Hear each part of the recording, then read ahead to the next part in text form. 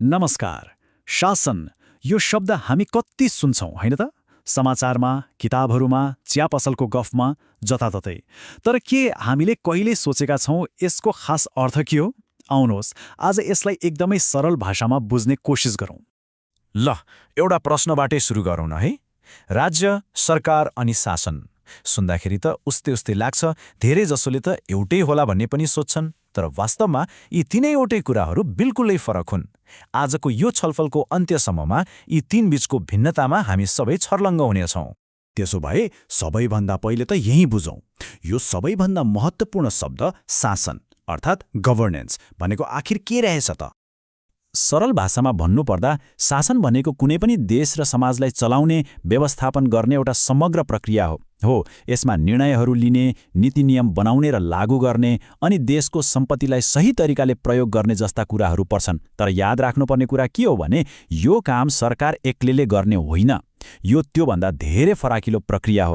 र यो शासन भन्ने आइडिया सधैँ यस्तै थिएन है। यसको अवधारणा समयसँगै बदल्दै आएको छ। सोच्नुस् त, कुरा सुरु हुन्छ हजारौं वर्ष अघि प्राचीन ग्रिसबाट, जहाँ प्लेटो र एरिस्टोटल जस्ता दार्शनिकहरू एउटा न्यायपूर्ण राज्य कस्तो हुनुपर्छ भनेर बहस गर्थे। त्यसपछि मध्ययुग आयो, जहाँ शासन भनेकै राजा र धर्मको आदेश हुन्थ्यो। 19औं शताब्दीतिर आइपुग्दा नागरिक अधिकारको कुरा उठ्न थाल्यो। अनि अलि यता सन् 1980 को दशकतिर विश्व ब्याङ्कले सुशासन अर्थात् गुड गभर्नेन्सको अवधारणा अगाडि ल्यायो। र आज हामी शासनलाई सरकार, निजी क्षेत्र र नागरिक समाज सबै मिलेर गर्ने सहकार्यको रूपमा हेर्छौँ। ल, अब लागौँ त्यही सुरुको प्रश्नतिर। राज्य, सरकार र शासन यी तीनमा आखिर के फरक छ त? आउनुहोस् यसलाई एक एक गरेर केलाऊँ। पहिले राज्यलाई बुझौँ। राज्य भनेको के हो? यसलाई एउटा घरको संरचना सम्झिनुहोस्। यो एउटा स्थायी संरचना हो जसको निश्चित भूगोल, जनसङ्ख्या र आफ्नो निर्णय आफै गर्न सक्ने सार्वभौम सत्ता हुन्छ। जस्तै नेपाल एउटा राज्य हो। सरकारहरू आउँछन् जान्छन्, तर नेपाल भन्ने राज्य सधैँ रहिरहन्छ। यो घर जस्तै स्थायी छ। अब यदि राज्य भर हो भने सरकार के हो त?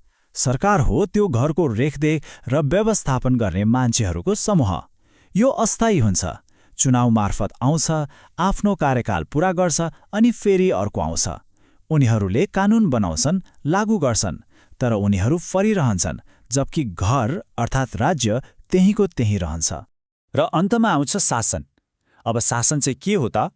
शासन भनेको त्यो घर चलाउने समग्र तरिका, नियम र प्रक्रिया हो। घर कसरी चल्छ, घरका नियमहरू के छन्, र सबैभन्दा महत्त्वपूर्ण कुरा, यो घर चलाउने प्रक्रियामा त्यो घरमा बस्ने सरकार मात्र होइन, समाजका अरू सबै सदस्यहरूको पनि भूमिका हुन्छ। ल हेर्नुहोस्, यहाँ अझै छर्लङ्ग हुन्छ। अवधारणाको हिसाबले राज्य स्थायी भयो, सरकार अस्थायी, अनि शासन त्यो त सधैँ चलिरहने प्रक्रिया भयो। अब दायरा हेरौँ त।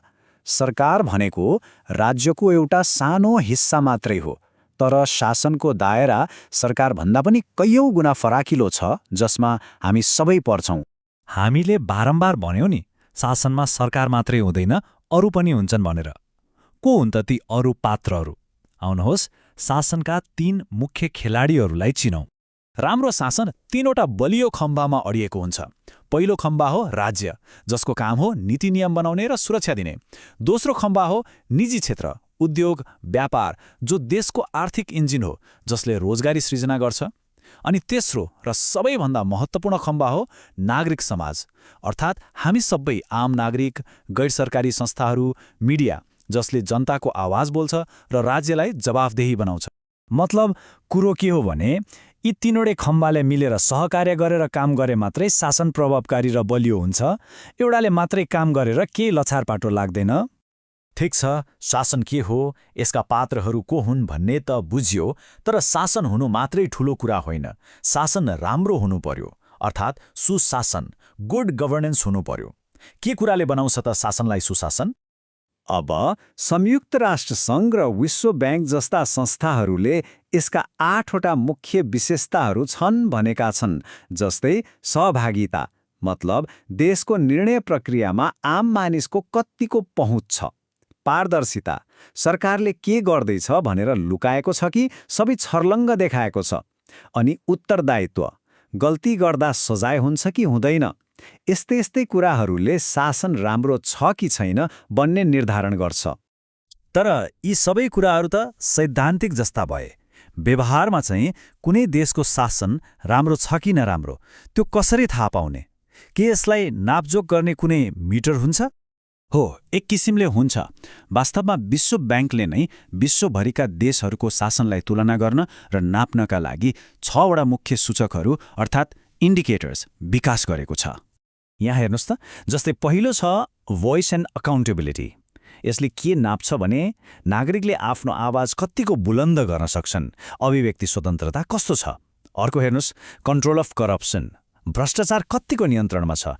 यिनै 6वटा सूचकको आधारमा विश्व ब्याङ्कले नेपालसहित विश्वका 200 बढी देशहरूको एउटा रिपोर्ट कार्ड नै बनाउँछ। र हो, यही रिपोर्ट कार्डले देशको अन्तर्राष्ट्रिय छवि र विदेशी लगानी आउने नआउने कुरामा समेत ठूलो असर पार्छ। अब यति सबै कुरा बुझिसकेपछि सबैभन्दा महत्त्वपूर्ण प्रश्नमा आइपुगिन्छ। ठिक छ, यो सबै त भयो, तर यसमा हाम्रो भूमिका चाहिँ के त? किनभने मूल सन्देश नै यही हो, प्रभावकारी शासन सरकारले मात्रै ल्याउने चिज होइन, यो त एउटा साझा जिम्मेवारी हो। राज्य, निजी क्षेत्र र हामी आम नागरिक सबैले आफ्नो ठाउँबाट भूमिका नखेलेसम्म यो सम्भवै छैन। त्यसैले यो छलफलको अन्त्यमा एउटा प्रश्न सबैले आफूलाई सोध्न जरुरी छ। नेपालको शासन प्रणालीलाई राम्रो बनाउन एक नागरिकको रूपमा हाम्रो भूमिका के हुन सक्छ? एकपटक सोचौं त।